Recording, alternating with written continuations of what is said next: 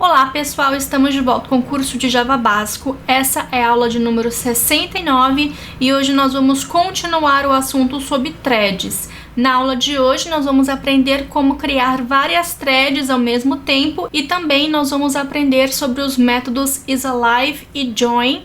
Para essa aula eu tenho aqui a classe minha thread runnable, que a gente criou na aula passada. É uma classe que implementa a classe runnable. Tem dois atributos, um nome e um tempo.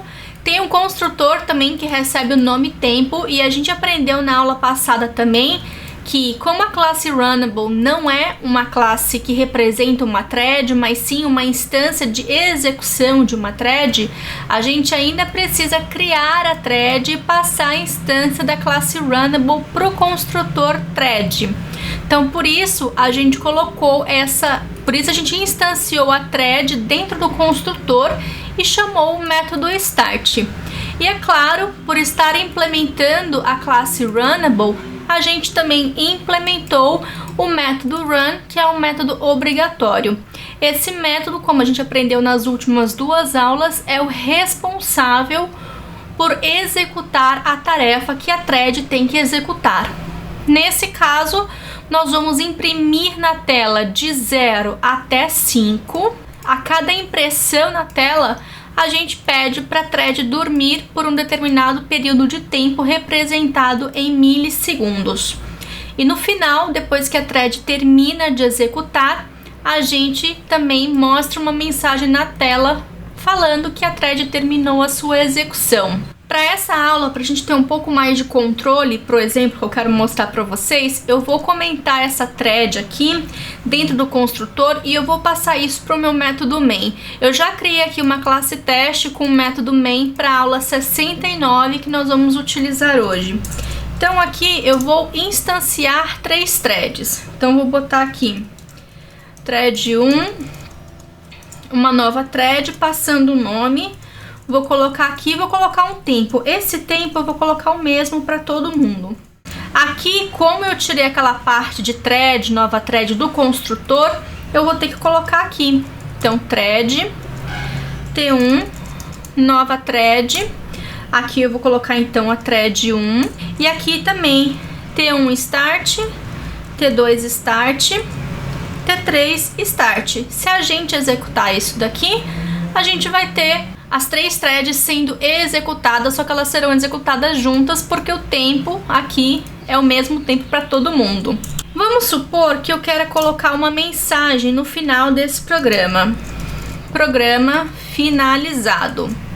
Se a gente executar, olha o que vai acontecer. Assim que a gente instanciou as threads, deixa eu botar aqui o console. Assim que a gente instanciou as threads, o programa finalizou. Só que suponha que a gente queira que essa mensagem de programa finalizado seja impressa aqui na tela somente depois que as threads terminarem a execução. Como é que a gente poderia fazer isso? A primeira opção que a gente teria seria colocar um próprio contador aqui.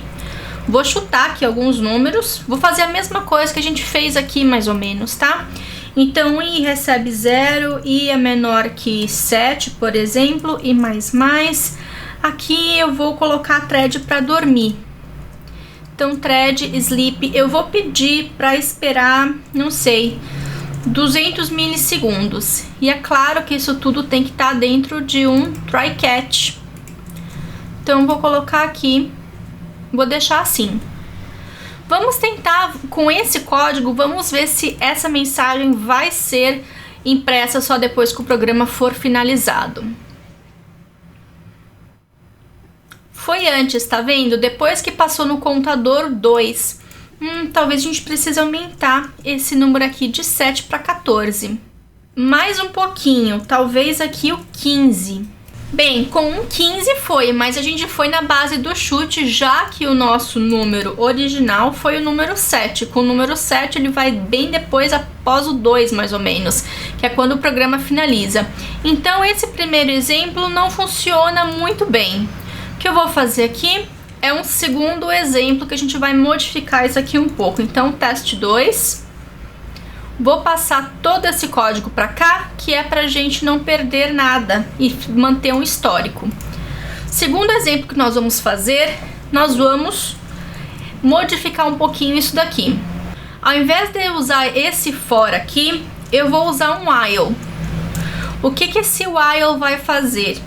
Enquanto a thread 1 estiver viva, o is alive de estiver viva, sendo executada, enquanto a thread 2 estiver viva ou enquanto a thread 3 estiver viva, a gente pede para a thread principal, que é esse programa do método main, dormir. Assim a gente vai garantir que essa mensagem de programa finalizado só será impressa ao final do programa. Vamos executar e ver o que acontece.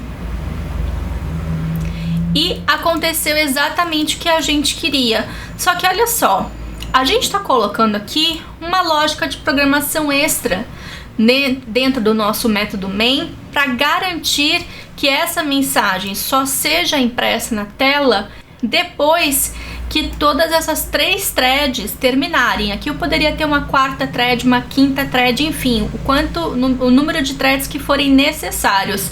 Só que isso aqui não é muito bonito, digamos assim, não seria um código muito bonito, um código muito limpo. Então, o que nós vamos fazer ainda é um terceiro programa.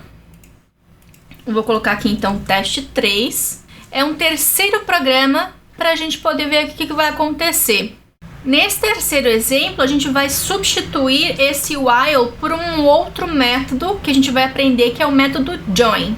Então, por exemplo, se eu colocar aqui um t1.join, o método join, ele vai esperar a execução da thread para só assim continuar o código.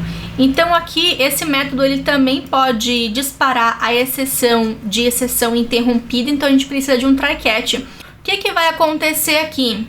A thread 2 ela só vai iniciar a execução dela quando a thread 1 terminar, ou então 200 milissegundos depois que a thread 1 for iniciada. O que acontecer primeiro? Se a gente executar esse código aqui, vocês podem ver que, olha, o 1 contador foi, a thread 2 ela deu um delay e depois é que ela foi iniciada. A mesma coisa aqui, se eu colocar um t2.join, e aqui a mesma coisa, eu vou colocar um try catch também. A thread 3 só vai iniciar depois que a thread 2 terminar a sua execução.